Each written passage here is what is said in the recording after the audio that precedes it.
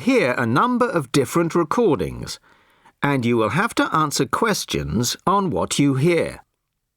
There will be time for you to read the instructions, and you have a chance to check your work. All the recordings will be played once only.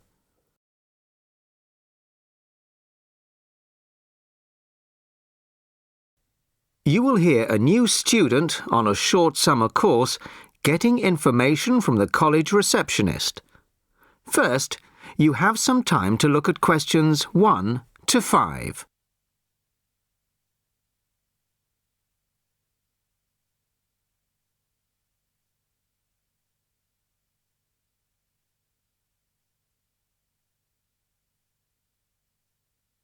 Now the test will begin. You should answer the questions as you listen, as you will not hear the recording a second time. Listen carefully to the first part of the conversation and answer questions 1 to 5. Sorry to keep you waiting. OK, here's the information you need. On the first page, there's some info about the college, the facilities, the courses on offer, etc. Then, on these blue pages here, there's an outline of the social activities. You see there, OK? Yes. Now, this part of the booklet here, the yellow pages, that's the main program starting at 9 a.m. tomorrow. 9 a.m., OK. So all the new students will be gathering in Herville Hall at 9 o'clock. Sorry, where? Herville Hall. I'll spell it for you. It's Hervill, and then Hall for hall, of course. It's the big white building by the entrance. OK, I've seen it. Right. Anyway, you'll be in there for an hour. First, the Director of Studies will explain the various courses we offer and the requirements for them. Then for the second half hour, the social organiser will tell you more about the social program and Saturday excursions. Is that all clear? Yes, I think so. Then where do I go after that? Yes, OK. After the talks in the hall, there's a break. And then at 11:15, go to classroom 4 to have a placement test. 11:45. This placement test is to find my level in English? Exactly. Then, after the test, all the new students are invited to a special welcome lunch.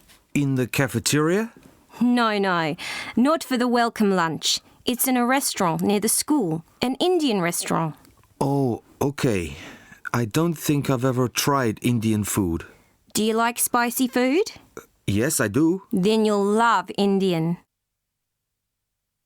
Before you hear the rest of the conversation, you have some time to look at questions 6 to 10.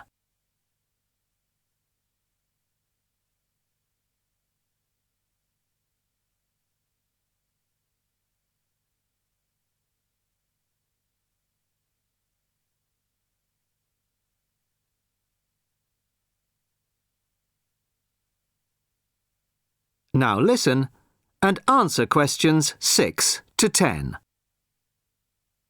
So, where's the Indian restaurant? Don't worry, it's really easy to find. Have you got that map I gave you? This one? Yes, that's it. See here, the main entrance to the school? Yes? Well, don't go out of there. There's a smaller entrance here, round the back. Oh, yes, I see. OK, so you go out of there, past the phone box, and then turn right into this road here, the one that goes along the side of the park. You'll see a supermarket on the left, and then it's just after that on the right. It's quite a big place. You can't miss it. OK. And one more thing.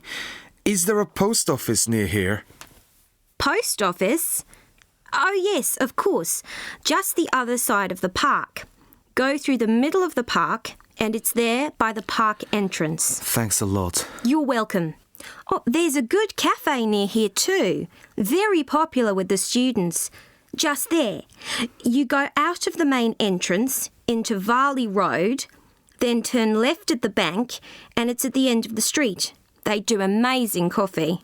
That's great. Thanks very much. No problem. Enjoy your course. Thanks again. Bye.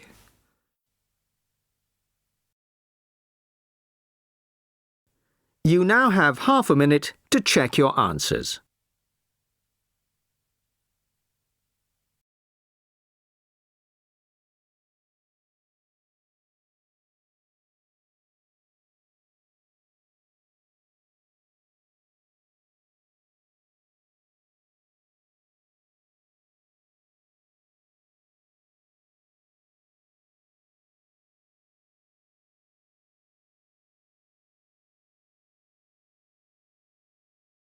You'll hear part of a free class about safety around campus. First, you have some time to look at questions 11 to 14.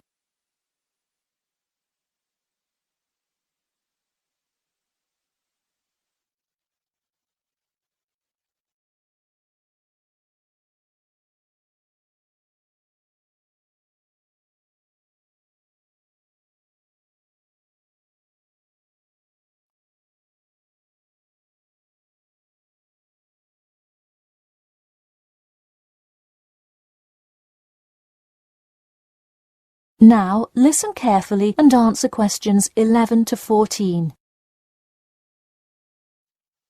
Good evening. I'm Geoffrey Miller from the University of Nottingham Student Union, and in this week's free class, Carlos Garcia is going to tell us about safety around campus. Over to you, Carlos. Thank you, Geoffrey, and thank you all for your attendance today. Also, I'd like to thank the Student Union here at the university for organising this lecture.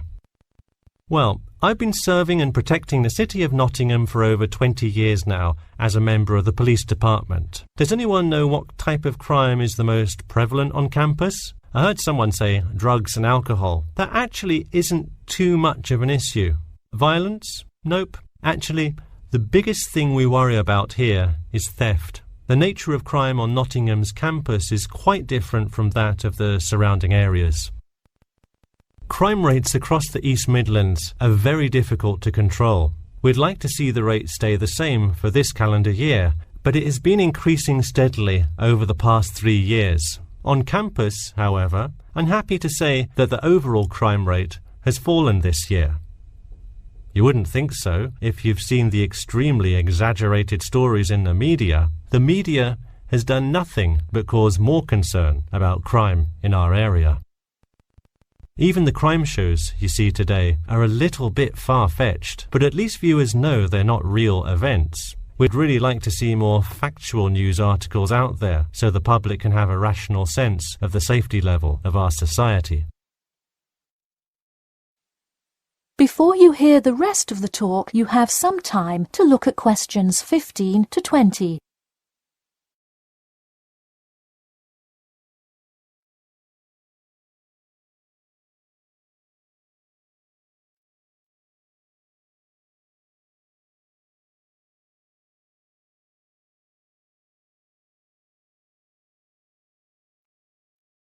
Now listen and answer questions 15 to 20. Okay, let's move on to what to do when you see a crime. Do not get involved if at all possible, and do not draw too much attention to yourself by running away in a conspicuous manner. Though most likely, and hopefully, you will not have to experience this situation, if you are being mugged, please do not try to resist.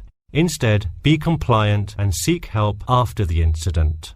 Like I said, though, it is highly unlikely that you will find yourself amidst a crime, but it is important to be prepared should it ever happen. We find that educating students and staff on the correct precautions to take is the best way to increase your safety. Just remember to be smart when you're out late at night and avoid any area or person that looks suspicious. I know it sounds obvious, but I cannot stress this enough. It's also not a bad idea to have your mobile phone with you at all times, but be careful. If you're chatting on your smartphone on your way home, you're a prime target for thieves. I'd like to see a show of hands. How many people have left work or the library after 10 p.m. to go home before? A lot of you, right? If you do have to go home late at night, please don't walk home alone. More often than not, there's someone there that will be walking the same direction as you at some point. Walk home with a friend or co-worker. Even if you must use your phone to call someone that's nearby to walk with you, it's always safer to walk home with someone. So when you're walking home, you may feel more comfortable with some sort of self-defense, such as pepper spray. Now, it's your call whether you want to carry something like this or not. However, I absolutely advise against carrying a knife or any other offensive weapon. All too often, they can be used against you if you're disarmed, putting yourself in more danger. For all those interested, the Recreation Centre offers a free self-defense class to all students every Thursday evening. While obviously an introductory self-defense class may not equip you to fight off villains like a regular superhero, it does come in handy sometimes. After taking a self-defense class, you'll surely be more aware of possible dangers and how to deal with them. So hopefully now you have a more complete understanding of the nature of crimes committed on your campus and how to avoid being a victim. I know most students at the University of Nottingham are not the criminal types, but remember that there is no barrier like a wall or something keeping non-students out. There's no army force securing the borders, and I doubt anyone wants it that way. The campus is generally a safe place, but it's not immune to small crimes once in a while. All right, that's all I have to say for today. Stay safe.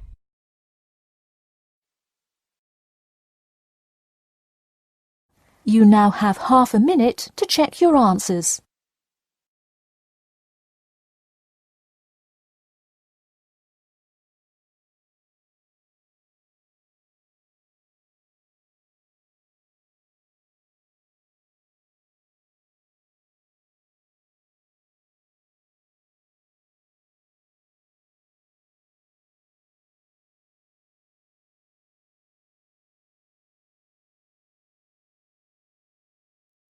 First, you have some time to look at questions 21 to 28.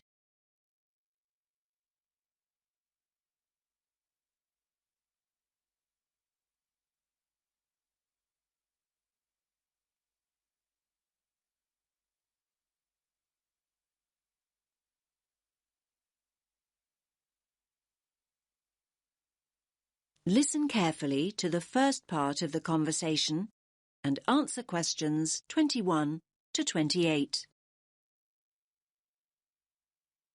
Hi, Leo. What is it you wanted to ask me about?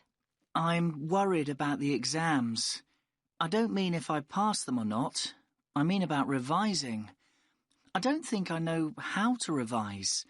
I mean, every time I start looking back over my work, I just switch off. I can't concentrate. I don't think you're the first student that ever said that, Leo. Hmm. Are you revising at the right time? I mean, are you leaving it until too late at night when you've got no energy left? It's hard to achieve anything when you're exhausted. No, not really. It doesn't seem to make any difference what time it is. Well, are you worrying too much about the subjects you feel you're not very good at? I mean, are you revising only what you find difficult? I guess I am doing that. Isn't that the best approach to revision? Not necessarily. I'd say it's better to revise something you enjoy and something you feel confident about first. That'll get you into the swing of things, and then you can go on to more challenging things. Anyway, you have to think about the whole purpose of revision. Is the objective to do as well as you possibly can in your strong subjects, or to bring your weaker subjects up to an acceptable level? I'm not sure I see the point of revising what I think I'll pass anyway. But revising a stronger subject might mean getting an A grade rather than a B. That might be more rewarding and beneficial in the long run. You might look back and feel a greater sense of pride in getting a couple of A grades than you would about scraping through 3 or 4 other subjects. Yes, I see what you're saying. I hadn't thought about it like that before. I'm not saying that that's what you should do. I'm trying to help you see the possibilities. Yes, I see that. Do you think I should accept that there are 1 or 2 subjects I'll fail and just forget about them? Oh, I wouldn't want to give you that advice. I think you should go into each of the exams at least hoping for a pass grade. My advice would be to set a time limit on how long you'll spend on each subject. You may want to spend a little longer on the subjects you find most difficult, but not an excessive amount of time. Yes, thanks. That's helpful advice. Do you have any more tips about how to go about the actual studying? I mean, how can I keep focused? Well, what sort of learner do you think you are? What do you mean? Well, if you're a visual learner, you like seeing things. From what I know of you, I think you probably are a very visual learner. So what does that mean in terms of revising? You probably learn best with images or diagrams. You could try organising information into tables or flowcharts. I do sometimes make mind maps. Good idea. I think mind maps can really help you organise your thoughts. And another thing, have you thought about revising with other students? I didn't think that would be a good idea. I mean, if I can't concentrate by myself, I certainly wouldn't be able to concentrate when there's another person there to distract me. Now you have some time to look at questions 29 and 30.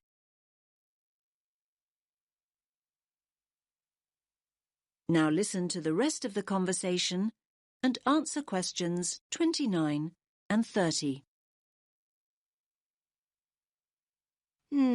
That probably isn't true. Another person might help you focus.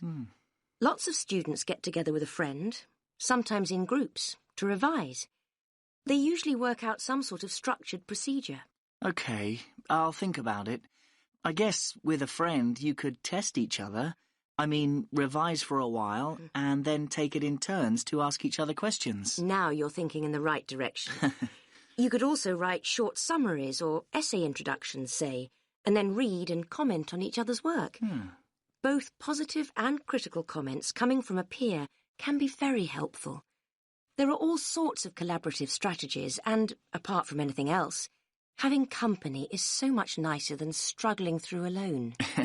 OK, you've given me a lot to think about. Thanks for your time. I feel much more positive than I did. I'm really glad to hear that. Coming to see me in the first place was very sensible. Do come back and tell me how things are going in a couple of weeks.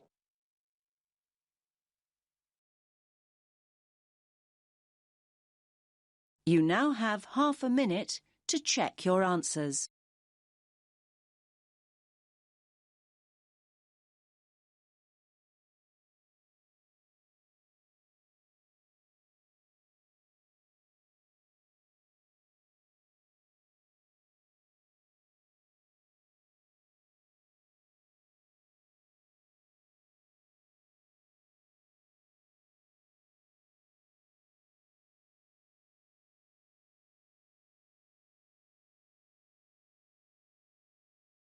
You are going to hear a conversation on rivers.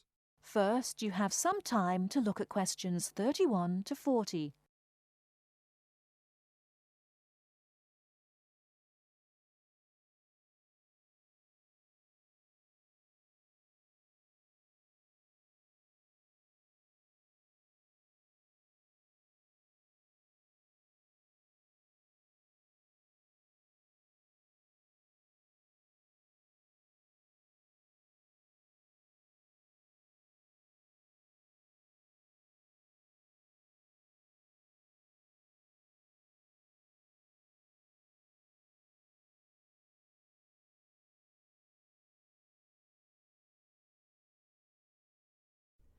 Now, listen carefully and answer questions 31 to 40.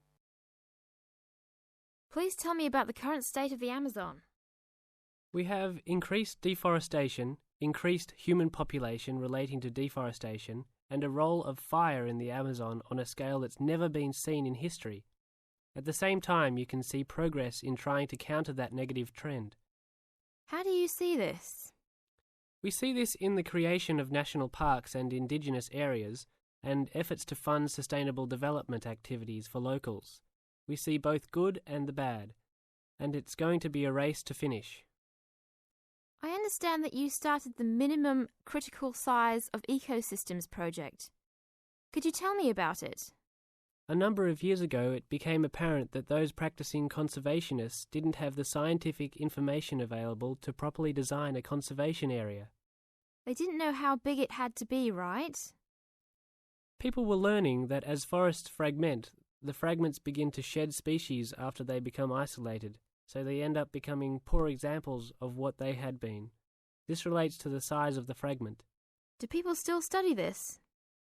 Yes, there is a rich subfield of conservation biology that looks at the efforts of fragmentation. One of the consequences is a general policy response to set up protected areas that are fairly large, something on the order of 1,000 square kilometres. Can you talk a little bit more about the forest fragmentation? As habitats are destroyed, they are accompanied by habitat fragmentation. So when 50% of a forest is lost, the remaining 50% being is not one large block, but smaller pieces, which makes the conservation problem even worse than saying that 50% has been lost. And this affects not just forest, but species diversity, correct? In terms of species loss, we can't give you precise numbers about how many species are lost because of these fragmented landscapes, but we're beginning to get close to where we can make that estimation. And so one of the policy responses to all of this, beyond just trying to create large protected areas, is to try and reconnect the fragments. You've been active in many projects studying the Amazon region over the years. Can you tell us about that process of understanding the Amazon? When people first started looking at conservation priorities, there was not much information about the geography of plant and animal species. One of the first clues was an analysis done in 1969. This looked at bird species and found geographic clusters of species which occurred nowhere else. And those are priority areas for conservation. Was this when people began prioritising refuges? Yes, it was the first time that someone looked basin-wide at priorities, giving priority to so-called refugean areas. Was this when the new trend to use Geographic Information Systems, or a GIS, started? That was in 1990 after we worked out a whole set of biological and conservational priorities and produced a big map using GIS. What are some of the things that GIS does? Well, there are several advantages of using a geographic information system. First, you can continually update the system so that it's now a constantly changing picture. You can actually watch changes. Then you can include large amounts of data, including information about the vectors of development. Roads, railroads, pipelines, hydroelectric projects, etc. And finally, because it is accessible on the internet, it makes this information available to anyone who's interested. You now have half a minute to check your answers.